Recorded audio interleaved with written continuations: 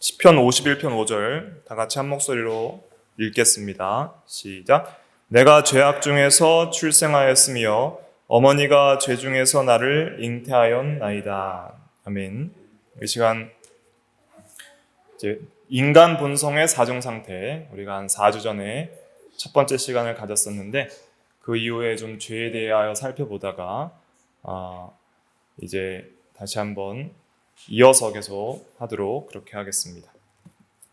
이 공부를 통해서 우리가 우리의 이 본성, 이 내적인 그 마음의 상태를 잘 이해하는 것이 상당히 큰 도움이 됩니다. 인생을 살아가는 데 도움이 되고요. 또 우리가 우리 자신을 이해하고 우리가 어떻게 하면 거룩하게 살 수 있을지에 대한 그 거룩함을 이루는 영적인 전략, 또 전투, 거룩함을 이루기 위하여 죄와 싸우는 그 내적 투쟁에서 우리가 승리할 수 있는 좋은 무기를 우리가 소유를 하는 거예요. 그래서 우리가 이런 우리 본성을 잘 분석하는 게 참 중요합니다. 오늘 성경을 읽은 시편 51편 5절에 보면 다윗이 크게 범죄한 이후에, 즉 간음죄와 살인죄를 지은 이후에 그가 깊이 회개하면서 깨달은 것이 무엇이냐면 내가 죄악 중에 출생하였으며 어머니가 죄 중에서 나를 잉태하였나이다. 네. 그래서 태어날 때부터 자기가 죄인이었음을 고백을 하는 거예요. 그러니까 이것은 어떤 고백이냐면 이런 겁니다. 우리가 내가 죄인이다라고 깨달을 때는 보통 우리가 좀 피상적으로 내가 어떤 죄를 짓고 나서 깨닫잖아요. 내가 거짓말하고 나서 내가 거짓말을 했네, 내가 참 죄를 지었구나. 아니면 내가 다른 사람을 미워하거나 실제로 누굴 때리거나 누구에게 악행을 행했을 때 내가 왜 이런 죄를 졌지? 내가 죄인이구나. 이렇게 우리가 실제적으로 실행적으로 죄를 지었을 때 보통 우리가 죄를 자각하는 것이 일반적인데, 다윗이 깨달은 것은 무엇이냐면 어떤 실제적인 죄가 우리 속에서 밖으로 나오기 이전에 이미 내 안에 본성적인 그 성향이 이미 죄로 기울어져 있고 죄를 짓기를 원하는 전적으로 오염되고 죄악에 오염되고 부패한 그 나의 본성 자체가 죄를 사랑하고 좋아하는 죄악된 본성을 가진 상태라는 것을 깨닫는 거예요. 그래서 그 성도들은 이 내 안에 있는 본성적인 죄악성을 깨닫는 것, 이 죄에 대한 깊이를 이해하는 것이 매우 중요합니다. 그래서 좀 이렇게 생각하시면 돼요. 죄를 객관적으로 볼 수 있는 눈이 있어야 됩니다. 죄를 객관화시킨다고 하는데, 내가 죄랑 하나가 돼서 죄를 짓고 있는 사람들은 자기의 죄를 주관적으로 주관화시켜버렸기 때문에 내가 내 죄를 객관적으로 바라볼 수가 없어요. 그래서 의인들이 제일 많은 곳이 어디라 그래요? 교도소라 그러잖아요. 교도소에 가면 전부 자기가 다 의인이라는 거예요. 나 같은 사람은 교도소에 올 필요가 없었는데 교도소에 왔다. 그렇게 생각을 하는 거예요. 그러니까 죄악에 완전히 지배를 받고 있는 사람들은 자기의 죄를 객관화시켜서 이렇게 볼 수 있는 그런 믿음의 안목이 없는데, 우리가 예수를 믿고 나서 이제는 내가 새로운 중생한 새 사람의 마음을 받고 이제 진리의 빛 아래서 우리가 거룩한 삶을 살아가게 되면 이 하나님의 빛 가운데 밝히 드러나게 되고 진리의 빛을 통해서 우리의 마음을 잘 분석하게 되면 이제는 객관적으로 내 죄를 마치 삼자의 죄처럼 내 안의 죄를 또 다른 사람의 죄처럼 떼어놔서 내 죄를 분석하고 보기를 시작해요. 그때 뭘 깨닫냐면 겉으로 드러난 죄만이 죄가 아니라 내 안에 있는 본성적인 죄의 상태를 보게 되죠. 그것을 굉장히 슬퍼하게 되는 거예요. 그걸 가리켜서 이제 원죄를 깨닫고 원죄를 슬퍼하는 그러한 신앙에 들어가게 되는데, 다윗이 고백한 게 이겁니다. 그러니까 오늘 읽은 시편에서 내가 죄악 중에 출생하고 어머니의 태에서부터 내가 죄 중에 잉태되었다라고 하는 것은 나의 본성적인 죄를 객관화시켜서 보고 있는 거예요. 그 하나님의 빛 가운데 밝히 자기가 더 드러날수록 그렇게 죄가 더 드러나게 되는 것이죠.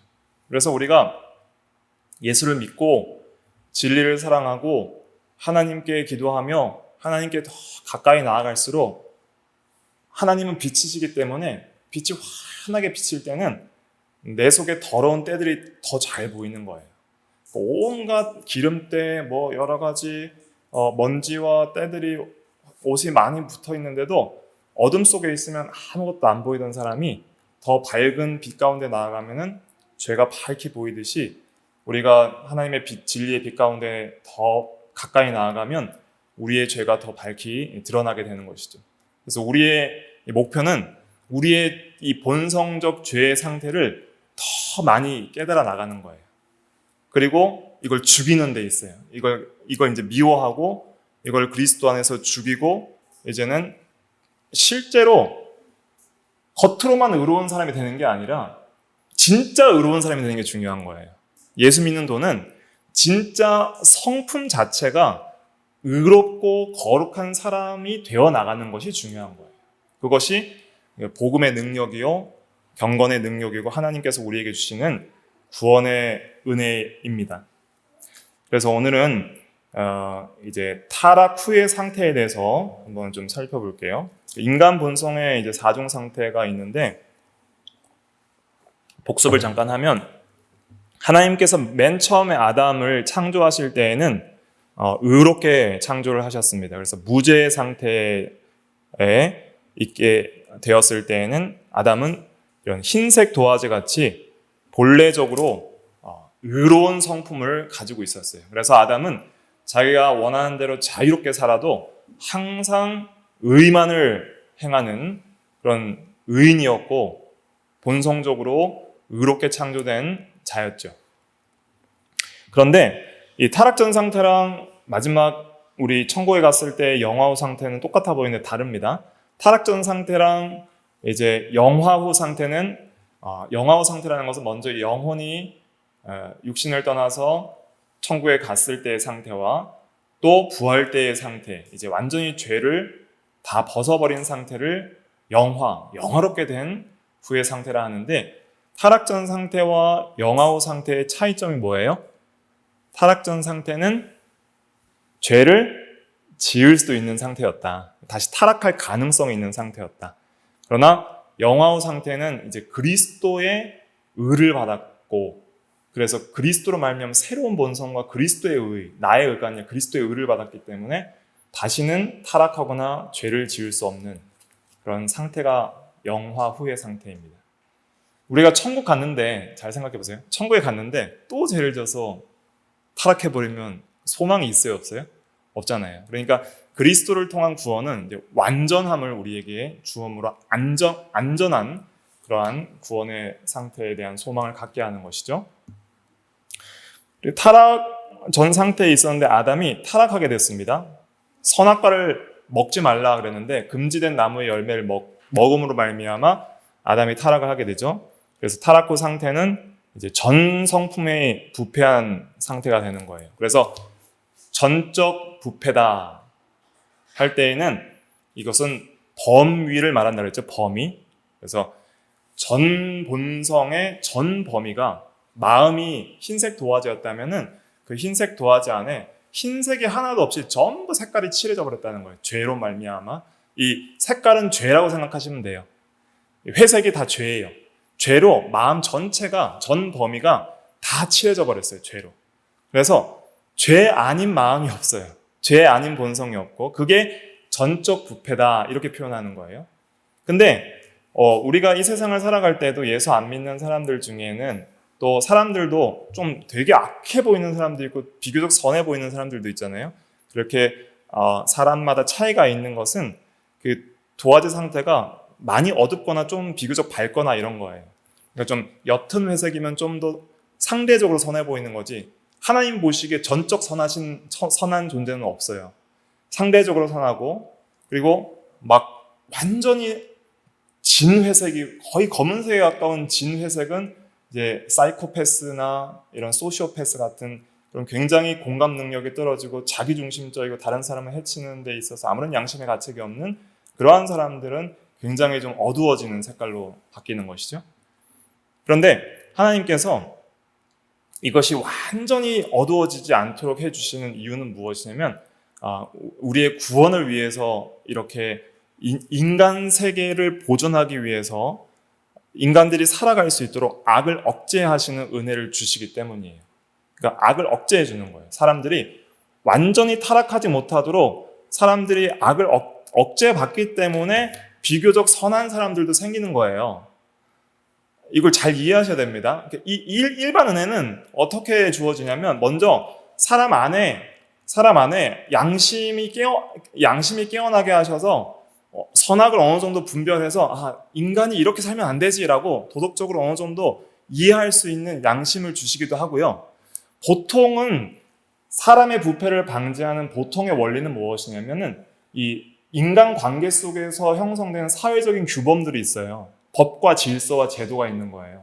그런 법과 질서와 제도가 이 악을 억제하는 장치로서 사용이 되기 때문에 사람들이 함부로 죄를 못 짓는 거예요. 그런데 만약에 전시 상황이 발생이 되거나 법을 마음대로 어겨도 절대 처벌을 받지 않는 그런 상황에 놓여지면은 사람들은 그 자신 안에 감추어두어 억제했던 악들을 폭발적으로 이렇게 발휘하기 시작합니다.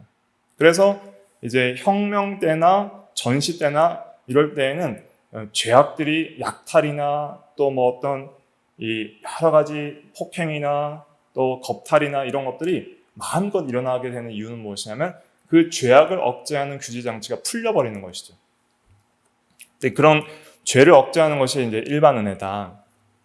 그 일반 은혜 때문에 이 사회가 유지되고 있지만은 그러나 그 사람 자체가 선해서 그런 것이 아니라 하나님께서 이 부패한 성품을 억제해 주시는 그러한 은혜를 주시기 때문에 사람들이 완전히 부패하진 않는데, 그런데 우리가 알아야 될 것은 지옥에 가면 사람들이 어떻게 돼요? 지옥에 가서는 일반 은혜가 끝나기 때문에 몸만 괴로운 것이 아니라 마음도 완전히 약해져서 악한 자들끼리 서로 미워하는 그러한 세계가 이루어지는 것이 지옥이다. 이렇게 이해를 하시면 되겠습니다.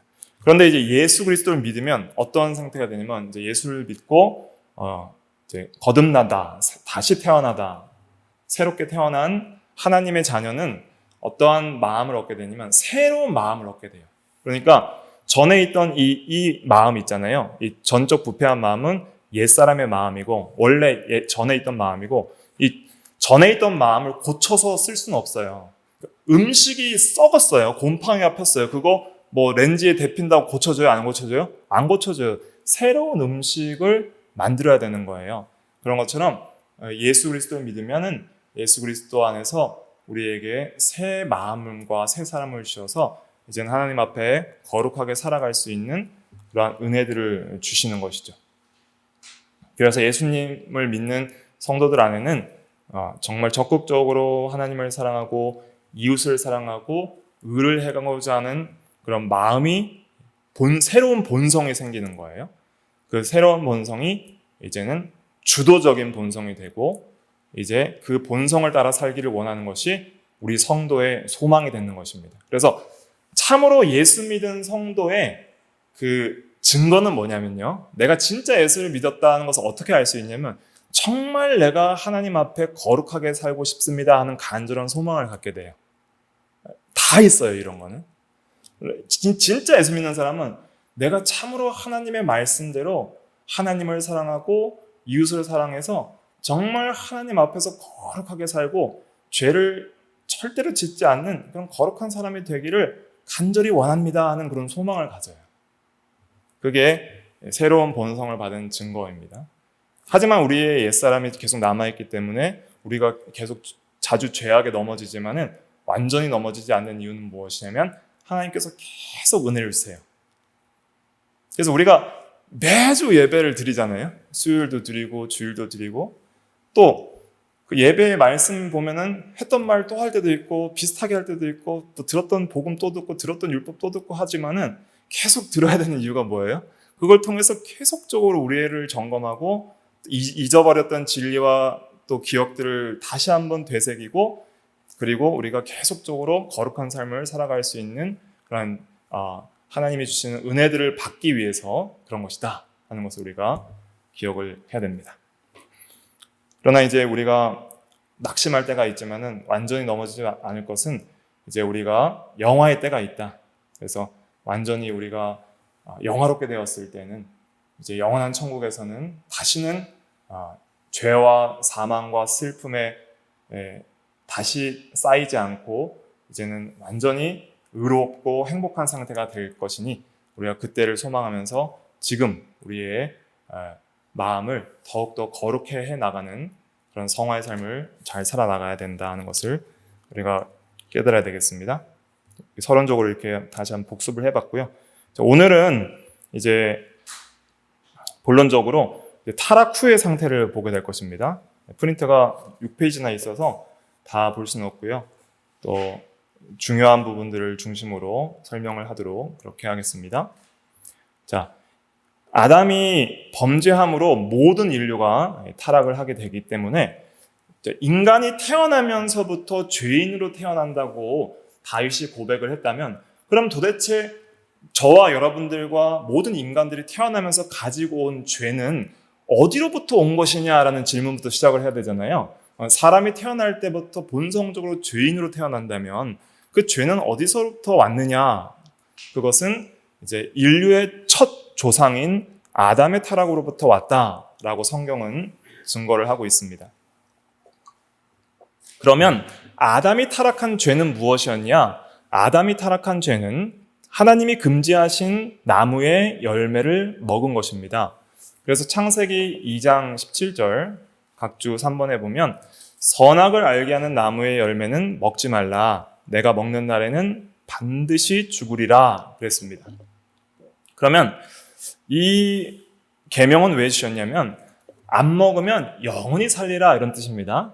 그래서 영생의 약속을 주신 거예요. 먹고 죽으라고 주신 게 아니라 안 먹고 의롭게 삶으로 영원한 생명을 얻으라 라고 주신 것인데 그런데 그것을 거역하고 아담이 선악을 알게 하는 나무의 열매, 보통은 선악과라고 하는 그 열매를 따먹게 됩니다. 그런데 우리가 피상적으로 선악과를 따먹은 죄는 그냥 나무 열매 하나 따먹은 죄다 이렇게 생각하면 안 됩니다. 그 선악을 알게 하는 나무의 열매를 따먹은 죄는 십계명 전체를 어긴 것과 같은 거예요. 그래서 그것을 좀 설명을 드렸는데 간단히 살펴보면 1계명은 너는 나 외에는 다른 신들을 내게 두지 말라 하는 계명이잖아요. 그건 예배와 사랑의 대상을 말한 것인데 그 선악과를 따먹은 것은 자기를 섬기기로 하고 또 마귀의 말을 들음으로 마귀를 섬기고 또 선악과를 우상으로 섬기는 그러한 우상 숭배의 죄가 되었던 것이죠. 그 다음에 2계명을 어긴 것, 우상을 만들지 말고 절하지 말며 섬기지 말라 하는 것은 하나님을 예배하는 방식에 있어서 하나님 말고 다른 어떤 우상들을 만들어서 섬기지 말라라는 것입니다. 그런데 아담은 선악과를 우상으로 섬긴 것이죠. 오늘날 우리가 어떤 형상을 만들어서 섬기지 않는다 하더라도 하나님보다 더 사랑하는 것이 다 우상이다 이렇게 이해하셔야 됩니다. 그래서 하나님보다 마귀의 말을 더 신뢰하고 선악과를 더 사랑해서 그 선악과를 따먹은 것이죠. 그리고 하나님의 명령대로 말씀대로 예배하지 않는 것이 2계명을 어긴 것입니다. 3계명, 하나님의 이름을 망령되게 부르지 말라는 계명이잖아요. 선악과를 따먹은 것은 이 3계명을 어긴 것인데 이것은 이제 예배의 태도에 관한 것인데 이 3계명이 좀 어렵죠? 여호와 이름을 망령되게 부르지 말라. 이것은 어떤 의미냐면 헛되게 부르지 말라 이런 뜻입니다. 함부로 헛되게 부르지 말라. 그것은 어떤 의미냐면 하나님의 그 이름에 있는 명예를 실추시키지 말라. 명예를 존중하라는 그런 명령이에요. 하나님의 영광과 명예를 존중하라 이런 뜻입니다. 그런데 아담이 선악과를 따먹을 때 하나님을 존중했어요? 안 했어요? 안 한 거예요. 먼저 하나님을 의심했어요. 하나님이 선하시지 않은 하나님은 아닌가 의심했어요. 동산 모든 나무의 실과는 먹으라 하는데 선악과는 먹으라고 하지 말라 한 하나님이 안 좋은 하나님인 것처럼 의심한 거예요. 왜 하나님이 선악과를 먹지 말라 하느냐? 하나님이 안 좋은 하나님이 아닌가 의심을 하고 그 다음에 하나님의 말씀에 반드시 죽으리라 했는데 그 말씀을 신뢰하지 않았어요. 하나님은 진실하지 않은 하나님으로 그렇게 욕되게 한 거예요. 그래서 하나님을 욕되게 한 것이 3계명을 어긴 겁니다. 하나님은 선하시고 하나님은 진실하시다. 하나님의 이름은 선하심과 진실하심이 하나님의 이름도 되는 거예요. 그것을 이제는 욕되게 했기 때문에 3계명을 어긴 것이고, 그다음에 4계명을 어긴 것은 이제 거룩한 안식의 상태를 지키지 않은 것이죠. 아마 선악과를 따먹은 날짜가 제7일 안식일이었을 수도 있겠죠. 그러면 안식일을 어긴 게 될 수도 있고, 또 그 에덴 동산 전체가 참된 안식의 세계였기 때문에 그 안식의 세계를 파괴하는 것이 곧 4계명을 어기는 거예요. 안식 파괴. 그래서 우리가 주일을 기억하여서 거룩하게 지키는 이유는 뭐냐면 우리가 누릴 수 있는 하나님과의 안식을 지키는 일이에요. 그 안식을 우리가 지키지 않는 것은 하나님 손해가 아니라 우리 손해입니다. 하나님께서 우리를 위해서 안식일을 지정하셨기 때문에 아무튼 안식을 파괴한 것이기 때문에 4계명을 어긴 것이고요. 그 다음에 부모 공경의 계명을 어긴 5계명을 어긴 것은 하나님은 아버지이기 때문에 아버지를 공경하지 않았으니까 5계명을 어긴 것이고, 그 다음에 6계명은 살인하지 말라는 계명이죠. 그래서 살인하지 말라는 계명은 어떤 의미냐면 자신과 다른 사람의 생명을 보존하기 위한 합법적 노력을 다하라. 제가 되게 길게 푸는데 이게 대요리문답 정의입니다. 자신과 다른 사람의 생명을 보존하기 위해 힘쓰라는 계명이에요. 그런데 자기가 범죄함으로 자기도 죽이고 모든 자손들 다 죽여버렸죠. 태어나면서부터 영적으로 죽은 자로 태어나게 만들었으니까 6계명을 어긴 살인죄입니다. 그 다음에 7계명 간음인데 이 간음도 단순히 남녀 간의 어떤 간음뿐만 아니라 성경에서는 하나님은 우리의 아버지고 우리의 남편과 같이 여겨야 되는데, 그래서 하나님을 떠나 우상 숭배하는 것을 이제 영적 간음이라 그렇게 표현하기 때문에 영적으로 간음한 7계명을 어긴 것이고요. 그 다음에 8계명을 어긴 것, 도둑질하지 말라라는 말씀을 어긴 것은 금하신 열매를 도둑질했기 때문에 8계명을 어긴 것이고, 그다음 9계명, 거짓 증거하지 말라는 계명이죠. 그것은 꼭 거짓말을 하지 않아도 대요리문답에 보면은 각주 5번에 보세요. 밑에 대요리문답에 보면 진리를 외면하는 것도 9계명을 어기는 거예요. 그러니까 진리를 우리가 수호하고 인정해야 되는 부분이 있습니다. 그런데 다른 사람이 거짓말하는 것을 그냥 그대로 인정하고 진리를 말하는 사람들을 외면하는 것도 거짓 증거에 참여하는 것이죠. 그래서 진리를 외면하고 거짓말을 받아들이고 찬성하는 것이 9계명을 어기는 것입니다. 하나님의 말씀을 외면하고 마귀의 말을 받아들였죠. 그래서 따먹은 거예요. 그러니까 9계명을 어긴 것이고, 그 다음에 10계명은 탐내지 말라는 계명이죠. 그런데 하나님이 금하신 나무의 열매를 탐냈으므로 10계명을 어긴 거예요. 그러니까 이렇게 생각해 보면 선악과 하나 따먹은 게 전체 계명 다 어긴 거죠. 1계명부터 10계명 다 어겨버린 거예요. 이것을 어떻게 생각하시면 되냐면 이런 겁니다. 하나님께서 아담을 창조할 때 아담 안에, 마음 안에 이미 양심이라는 것을 새겨줬다 그랬잖아요. 도덕적인 법을 새겨준 거예요. 하나님께서 정직하게 살아갈 수 있도록, 의롭게 살아갈 수 있도록 하나님의 도덕법인 10계명을 이미 마음판 안에 가지고 있었어요. 그런데 그 법을 어기는 것이 선악과 따먹은 거로 드러난 것뿐이에요. 내 마음 안에 가지고 있는 하나님의 거룩한 법을 선악과를 따먹는 행위를 통해서 그 법 전체를 어기는 죄가 드러나 버린 거예요. 그러니까 선악과 따먹지 말라는 의미는 하나님께서 그 따먹지 말라는 계명을 지킴을 통해서 그것만 지키라는 뜻이 아닙니다. 하나님께서 선악을 알게 하는 나무의 열매를 먹지 말라는 의미는 하나님께서 아담과 모든 인류에게 주신 하나님의 도덕법인 거룩한 율법을 전부 순종하라, 이런 뜻이에요. 그걸 잘 이해하셔야 돼요. 그래서 선악과를 따먹은 것은 도덕법 전체를 어긴 것이 된다. 아담의 죄가 이렇게 큰 죄였다 하는 것을 이해한다면 우리가 아담의 죄가 단순한 죄가 아니라는 것을 깊이 이해할 수가 있게 되는 것이죠. 그래서 일단 지금까지는 아담이 죄를 졌다는 것은 좀 이해가 되셨죠? 근데 그 죄랑 우리랑 무슨 상관이냐, 이제 이게 좀 이해가 어려우실 수 있어요. 지금까지 여러 번 원죄에 대해서 했지만 오늘은 조금 더 깊이 있게 정리를 하면, 첫 조상 아담이 죄를 지었는데 그게 우리랑 뭔 상관이 있기에 우리가 태어날 때부터 죄인으로 태어나냐라는 그런 이제 의문을 가지고 접근을 하셔야 되는 것이죠.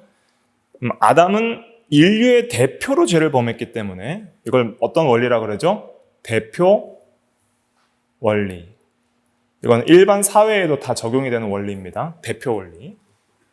대표 원리로 인해서 이제 아담의 죄가 우리 모든 인류에게 이제 전가되고 전해지는 거예요.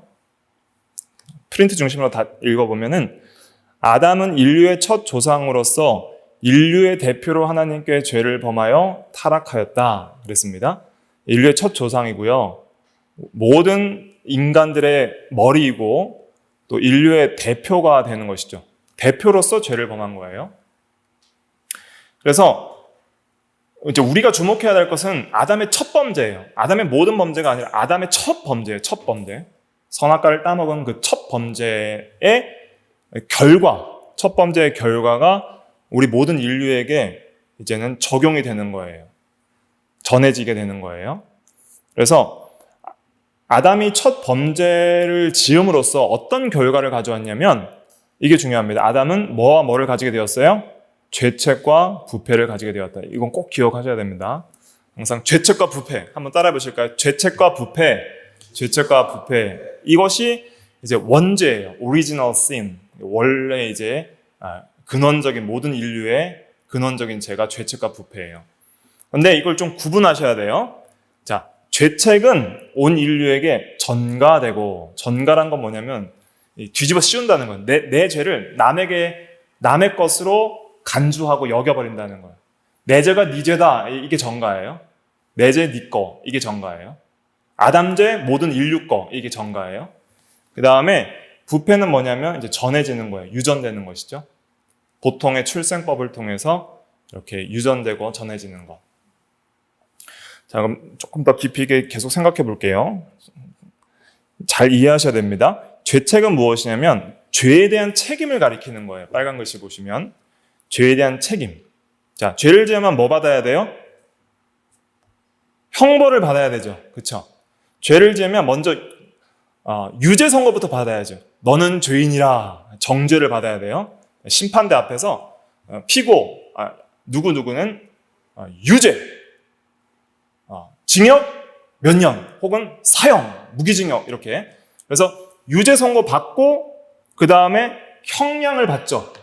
그래서 유죄 선고와 이제 그 형벌에 대한 내용을 봤는데 무조건 하나님 앞에서 죄 지으면 반드시 뭐 하리라? 죽으리라 그랬으니까 지옥에서 3년형, 6년형 이런 거 없습니다. 무조건 영원한 지옥에서 사형이에요. 그래서 죄에 대한 하나님 앞에 죄에 대한 책임은 너는 죄인이라 유죄 선고와 유죄 그리고 사형이에요. 그래서 유죄 선고와 사형을 받아야 될 그러한 죄에 대한 책임을 가리켜서 죄책이다 그러는 거예요. 그래서 모든 죄인은 반드시 죄책이 있습니다. 우리 일반적인 형법을 어겨도 죄책이 있죠. 근데 부패가 중요한 거예요. 부패. 일반 사회에서는 죄책만 건드리지 부패는 잘 이렇게 많이 어느 정도 또 반영은 하죠. 좀 많이 변화되면 좀 이렇게 형량을 감소시켜주는 것들도 있죠. 근데 이 부패에 대한 것을 우리가 신학적으로 잘 이해를 해야 되는데 부패는 뭐냐면 우리의 영혼과 몸의 모든 기능들과 부분들이 전적으로 더럽혀지고 오염된 거예요. 아까 흰색 도화지가 완전히 전 범위가 회색으로 된 것처럼 그렇게 오염된 것. 그래서 우리가 지금 인간 본성의 사중 상태를 다룰 때 그 본성의 상태를 다룰 때는 그 상태에 해당한 것이 바로 부패예요. 부패. 지금 우리가 지금 계속 논의하는 것은 죄책 부분이 아니라 부패 부분입니다. 그래서 이 부패는 뭐냐면 본성적인 그 오염된 상태를 가리키는 거예요. 이렇게 생각하시면 돼요. 부패는 뭐냐면 상태예요. 상태. 어떤 상태냐?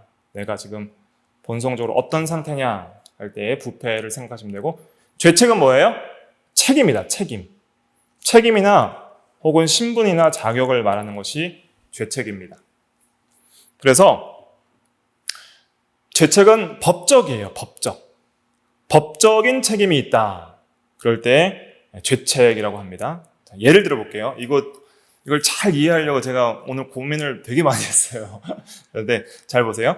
법적인 책임이라는 것은 쉽게 말하면 이런 거예요. 아버지의 유산이나 빚도 자녀에게 반드시 상속이 됩니다. 아버지가 죽으면 유산도 상속이 되지만 빚도 상속이 돼요. 그래서 유산이나 빚이 상속되는 사람을 가리켜서 법적 상속인이라고 해요. 오늘날 우리 대한민국 헌법으로. 법적 상속인의 1순위가 자녀고 2순위가 배우자고 그 다음에 형제 자매 이렇게 돼요. 그래서 아버지의 유산이나 빚은 내 거예요, 아버지 거예요? 아버지 거죠. 근데 아버지 건데 아버지가 죽으면 내 걸로 여겨지는 거예요. 내 걸로, 법적으로. 그렇기 때문에 아버지의 것이 유산이든 빚이든 자녀의 것으로 여겨지고 자녀의 것으로 전가되는 것, 이것이 법적인 책임이 있다 혹은 법적인 자격이 있다라고 표현을 할 수가 있겠죠. 그래서 아담의 첫 범죄는 마치 빚과 같은 거예요. 빚. 죄는 빚과 같아요. 그래서 아담의 첫 번째의 죄책이 모든 인류, 그 후손에게 전가된다는 것은 마치 법적인 책임이 있는 상속자들이 받는 것처럼 아담은 인류의 이 대표이기 때문에 이 인류의 대표와 조상이 지은 죄의 모든 법적 책임이 모든 인류에게 돌아간다. 이렇게 이해를 하시면 되겠습니다.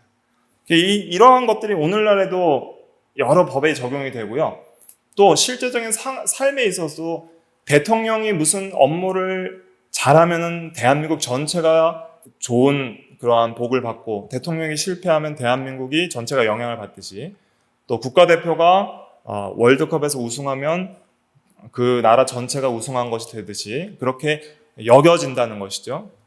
그래서 법적 책임이 모든 인류에게 전가된다는 것은 그것은 아담의 이 죄에 대한 책임은 아담 한 사람으로 끝나는 것이 아니라 아담 안에 모든 인류를 대표해서 지은 죄이기 때문에 첫 범죄만 그렇습니다. 첫 범죄가 하나님과의 언약 관계 안에서 약속 관계 안에서 인류의 대표로서 지은 죄이기 때문에 모든 인류는 법적 책임을 가지고 태어나게 됩니다.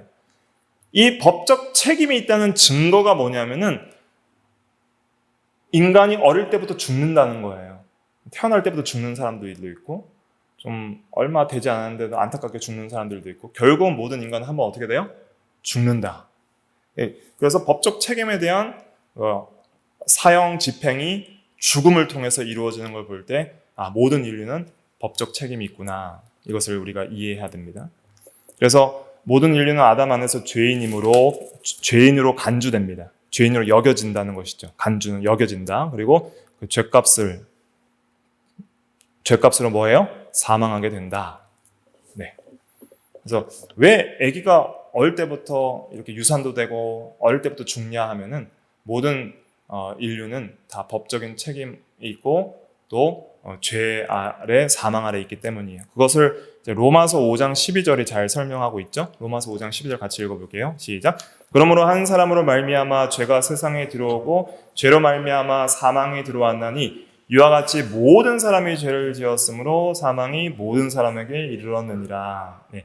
그래서 한 사람 아담이 죄를 지은 것이 마치 모든 사람이 죄를 지은 것으로 여겨져서 사망이 모든 사람에게 이르렀다. 이렇게 말하고 있는 것이죠. 이건 이제 죄책 부분을 또 우리가 이 말씀을 통해서 잘 이해할 수 있고요. 그 다음에 상태 부분에 대해서 또 설명을 드리면 우리가 죄에 대한 책임은 법적인 거예요.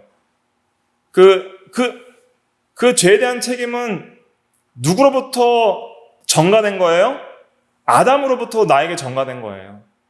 그러니까 내가 지어서 내가 죄책을 지게 된 것이 아니라 태어날 때부터 죄책을 가지고 있다는 것은 누구 죄책을 받았다는 거예요? 아담의 죄책을 우리가 받았다는 거예요.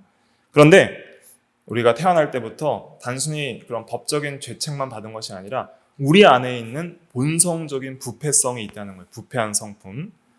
그래서 본성적인 상태는 이게 유전되고 전해지는데 보통 우리가 아버지의 성품, 기질 이런 것이나 또 외모가 친자녀에게 유전이 되잖아요. 그래서 자녀들 보고 눈이나 코나 이건 나 닮았네. 또 성격이 저렇게 막 급한 거 보니까 나 닮았네. 이렇게 말을 하잖아요. 그런 것처럼 이런 성품이나 외모나 기질이 자녀에게 유전되듯이 모든 인류는 그 아담의 전적으로 부패한 본성, 타락한 본성을 그대로 물려받게 됩니다. 그래서 인간은 태어날 때부터 본성이 전적으로 부패한 상태로 태어나는 거예요. 그래서 태어날 때부터 인간은 두 개를 가지고 태어나요. 뭐와 뭐예요? 죄책과 부패. 그래서 죄에 대한 책임을 통해서 유죄성과 사형을 당해야 될 책임을 가지고 그래서 죽는 거고요. 그 다음에 태어날 때부터 부패한 본성을 가지고 태어나기 때문에 죄 중에서 어머니가 나를 잉태하였나이다 이렇게 고백을 하게 되는 것이죠. 그래서 태어날 때부터 아이들에게 죄 안 가르쳐줘도 크다 보면 자연스럽게 여러 가지 죄를 배우지도 않은 것을 이제 속으로부터 나오는 대로 짓게 되는 것이죠. 보통 거짓말 많이 하고, 그다음에 다른 사람의 물건을 탐내고, 또 시기 질투하고 어릴 때 그런 것들 보면 전부 이미 본성적으로 부패한 성품이 누가 안 가르쳐도 부모가 아무리 잘해줘도 그 속에서 나와요. 그것이 본성적으로 부패한 성품을 가지고 태어난다는 증거를 알 수 있죠. 근거 구조로는 우리가 창세기 5장 3절에 보면은 창세기 5장 3절 같이 읽어볼게요. 시작. 아담은 130세에 자기의 모양 곧 자기의 형상과 같은 아들을 낳아 이름을 셋이라 하였고 아담은 셋을 낳은 후 800년을 지내며 자녀들을 낳았으며 그는 930세를 살고 죽었더라. 여기 잘 보세요.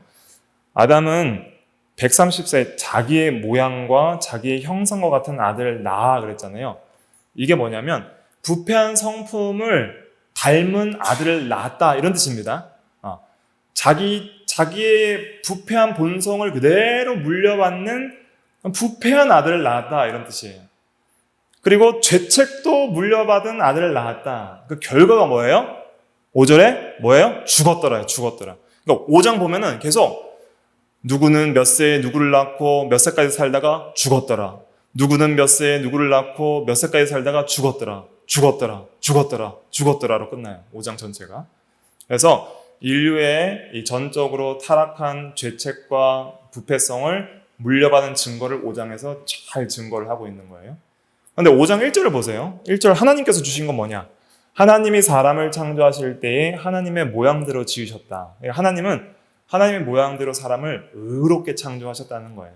그런데 아담이 죄를 지음으로 말미암아 전 인류가 죄책과 부패를 가진 죄인이 되었고 죄인으로 태어난다.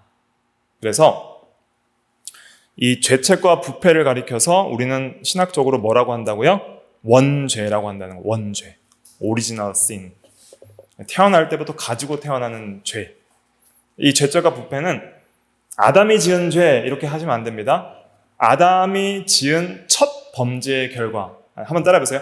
아담이 지은 첫 범죄의 결과. 그것이 두 가지인데요. 죄책과 부패예요. 그것을 한마디로 원죄, 오리지널 신이라고 하고 이 원죄는 모든 인류가 태어날 때부터 가지고 태어나는 죄다. 그리고 우리가 이 세상을 살아가면서 거짓말도 하고 누구를 미워하고 때리기도 하고 또 음란한 마음과 행동을 하기도 하고 또 여러 가지 도둑질이나 여러 가지 부모 공경하지 않음이나 이런 실제적인 죄가 밖으로 나올 때에는 그 모든 죄가 나오는 근원적인 뿌리는 내 안에 있는 뭐예요? 원죄, 즉 부패성, 본성적 부패, 인간 본성의 부패한 상태에서 그것이 나무의 뿌리예요. 죄라는 나무의 뿌리로부터 모든 그 열매, 죄악된 행위와 말과 행동과 마음의 모든 열매들이 그 원죄라는 부패한 성향으로부터 다 나오는 거예요. 그래서 우리가 죄를 분석할 때 보통 사람들은 그 사람이 지은 죄만 봐요. 실행죄만 보는 거예요. 이 사람 이런 나쁜 짓 했어. 이 사람 저런 나쁜 짓 했어. 저 사람 악한 사람이야 라고 보지만은 우리는 어떤 관점을 보냐면 저 사람이 왜 저런 죄를 지었지? 그의 마음은 어떠했지? 그의 마음의 뿌리의 부패성은 뭐지? 까지 가야 되는 거예요. 그러면서 이제 우리를 보는 거예요. 내가 어떤 죄를 지었어요. 그 죄를 짓기 전에 내 마음의 생각들은 어떠했지? 그런 마음의 생각들이 나오는 나의 부패한 본성이 뭔가.